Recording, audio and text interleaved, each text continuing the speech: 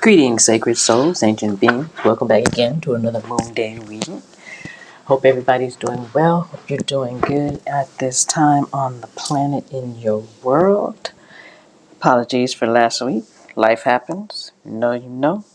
So, we're going to do a little something different this week. We're going to give you 2 readings since we missed last week. So, since we just entered or just passed this new moon, which is in Gemini, based on sidereal cosmology, which is the actual state and position of the constellations in the sky at the moment, not a static stick to it. Aries is always first, because right now the first constellation that we enter into at the spring equinox is actually Pisces, not Aries. So we're going to look at the energies for this month first, as we just, again, as I said, just entered into Gemini. So we're right on track with what's happening, because we have received new beginnings in the upright, elevation in the reverse, and life in the reverse. So, there's a lot of things happening on this planet. We've got war, strife, political protests, and beginnings with some countries are having their elections coming up soon, and that's going to possibly cause upheaval. But remember, we create the world that we want to live in. We create our own world. So focus on those things that you want for your life. So with new beginnings, right in line with the new moon, that means it's optimal time to create. With the moon being in Gemini, an air sign, we have looking at communication and bringing things into being based on our words and our actions. New Beginnings features the falcon, which was a great power animal of ancient Kemet. It's one of the top 3 raptors in the planet, second only to eagles and condors. So this is a bird that can fly extremely high in the sky, and being able to fly that high in the sky gives you a specific view wherein you can see what's happening, you can see what's going on below you. It also features lapis lazuli, the crystal, which is about also beginnings and truth, and is connected to your throat chakra and your first eye chakra. So those are 2 areas of communication that we need to be looking at. We need to be connecting our inner sight with our inner voice and manifesting that into what we want to achieve. With elevation in the reverse, we need to be looking inside and what we need to do to bring ourselves to the next level, what we can do with our inner work to have it match our outer work and manifest those things that we want to achieve. So that we need to sit down and contemplate and plan for new beginnings. We need to plan what we would like to bring into being. Do some journaling, do some serious introspection, and looking at what is going to bring us peace, because peace is crucial. We have to maintain our peace. We have to maintain our harmony. We have to maintain our balance, and that starts within. So what are you looking at? Who are you talking to? Who are you hanging around? What are you reading? What are you watching?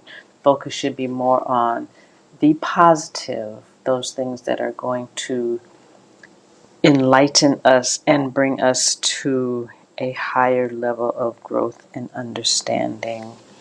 We also have life in the reverse. So looking at our life and how we want that to manifest, we need to be seeking those things within that are going to bring us the joy and peace that we so desire. As far as colors, we've got seven. No, I'm sorry. It's the 6 colors, which are all at different connect to different chakras. So, we need to be working on all of our chakras, especially, we've got a great emphasis on our lower chakras and our upper chakras. So bringing those into balance. So managing our spiritual life with our physical life so that we are bringing those two things together and in harmony so that when we create, when we manifest, when we bring into being, that those things are lined up. So elevation features the spiral. So, life is not a line. When we think of the year, we think that, we've got January 1st, which is not the beginning of the year, but that's another story for another time. If you know, you know. But the beginning of the year actually begins with an event, with something that is happening spiritually, physically, celestially, and those times happen to coincide with those 4 major celestial events, the equinox and the solstice. So lining up with those things, bringing those things into being. So life, you start at one point and you go round and around and up and around and up and around. So you may pass certain things that you may have seen, but everything is a test. So once you pass the test, you may get little quizzes from time to time that may test you and see where you're at, but essentially we need to be, okay, I did this, saw this before, okay, I know how to handle that, and you move past it and move on to the next phase in life. Which brings us to our last card, which is life, which features the antelope, which is one of the great majestic beings, power animal beings on the planet, which is abundant in that they bring forth offspring, and they are very plentiful on the planet. They are very, their essence is one of joy and abundance and happiness and peace. So these are the things that we need to be bringing into our life for this month. And for the burning question that we have, the answer again is we need to look within. So that question that we have, where we have not come to the point where we are ready for that. The question is, we need to be looking at it more. Is it really something that we want? Because we seem to be getting these no's and yeses in reverse, which is maybe we need to be checking what's happening, what's going on before we commit to that, or perhaps we should let it go and move on. So for our Moon Day reading for this week, we have healing in the reverse, stability in the reverse, and purification in the upright. So again, we've got 5 cards in the reverse. So again, we've got a lot of inner work to do. And once we start doing this inner work, which, like I said, includes meditating and journaling, and one key thing that we may want to consider looking at is shadow work. We need to be looking at those things that, everybody in our lives may not know that we are dealing with. We looking at those things that, everybody, doesn't know, we keep to ourselves. So this is something that our personal selves, our higher selves, our inner selves, our lower selves, we need to bring that into balance. We need to be looking at those things that we may not necessarily want to face at this time. But bringing those things that we may fear, bringing those things that we may want to hide, at least acknowledging them, takes away some of that power. So you don't have to worry about them taking over your life. If you acknowledge, say, if you're afraid of heights,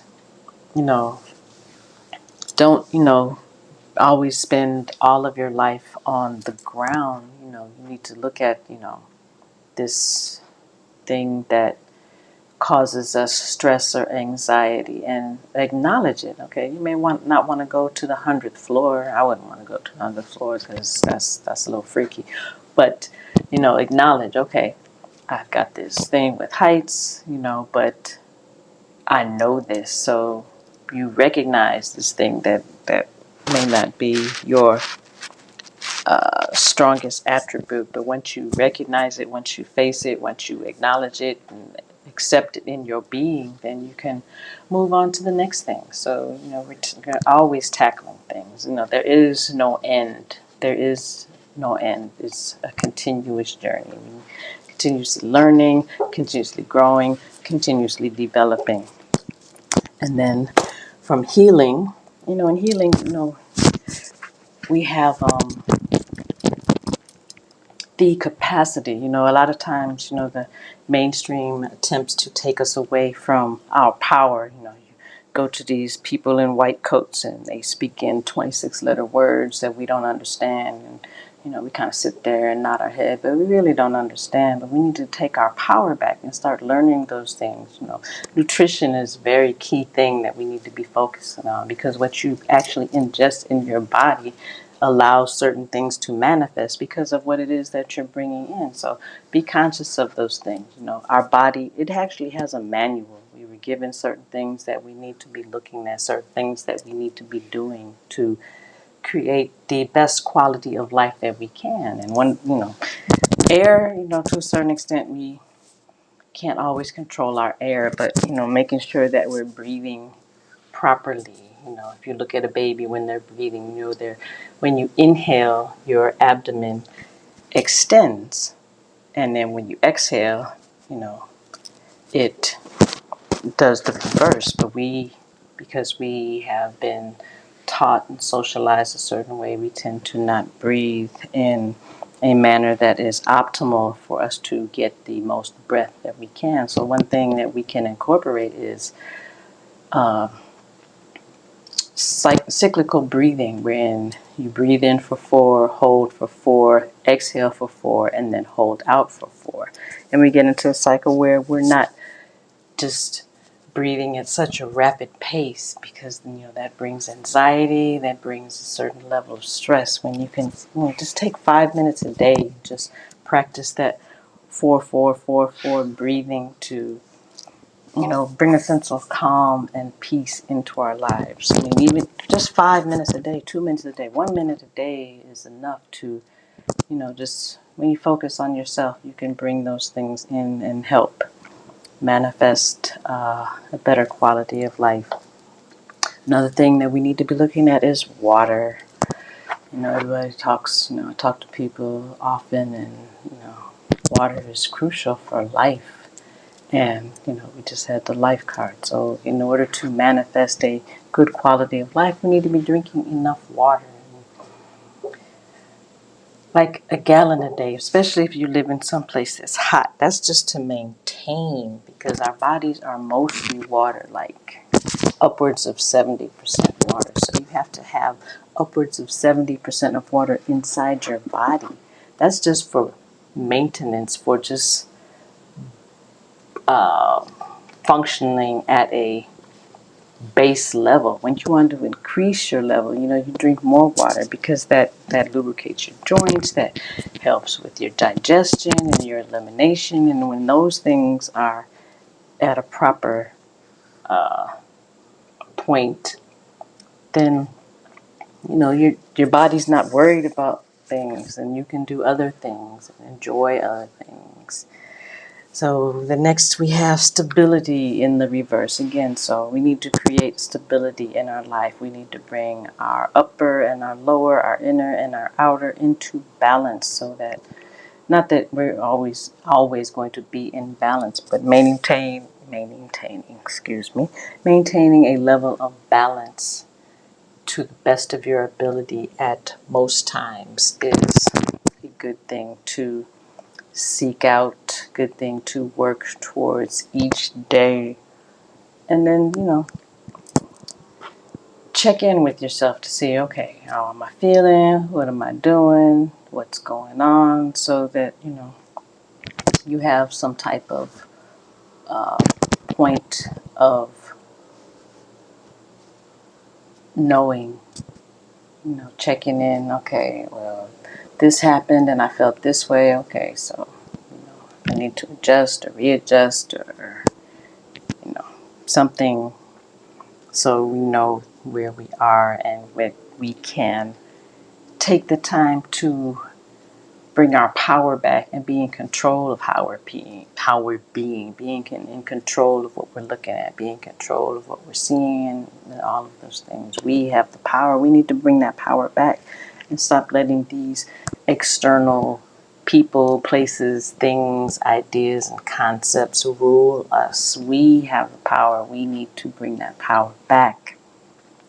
And the last card we have is purification. So we purifying ourselves, cleaning ourselves out. Drinking water, again, is, helpful in maintaining our purification levels, keeping our temple clean, because our body is our temple, and if we don't treat it like that, then you got to wonder how you're treating it. You wonder why, you're feeling this way, or this thing is happening, or that thing is happening. When we don't follow the manual, the prescription for life, then the weaker system in your body, because everybody is different, and we have to make sure that we are doing what is best for our individual body. So, taking some time to clean out, eat some clean foods, eat some healthy foods, eat some whole foods, stay away from as much processed foods as possible, and,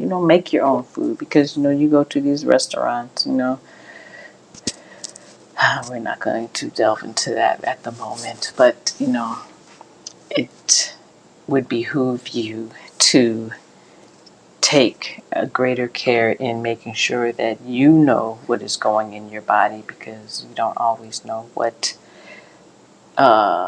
outside people, forces, things are actually doing with foods in the background. What energy this person has. They had a bad day, this, that, and the other is going on, and they're touching your food. That energy goes into the food. If they've been anxious and stressful, all of that is going into the food. Then you eat this food, and then all of a sudden you're stressed, and you're wondering why you're stressed. It's because of the energy of the person in that. So, when you're preparing your food, when you're preparing your water, take a moment to at least take a few seconds of silence before you ingest that, to bring some peace to it.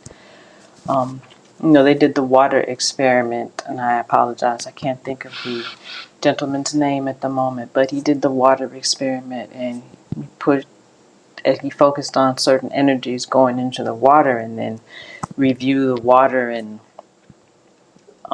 the quality of the water. And when you're putting peace into the water, when you're putting joy into the water, and then you ingest that, those things go into you, because water is a living thing. All of these things, we think just because they may not manifest or live their lives or experience their lives the way we do, that they're inanimate. But everything has life. Everything is moving, changing, growing, and those things need to be incorporated in our lives.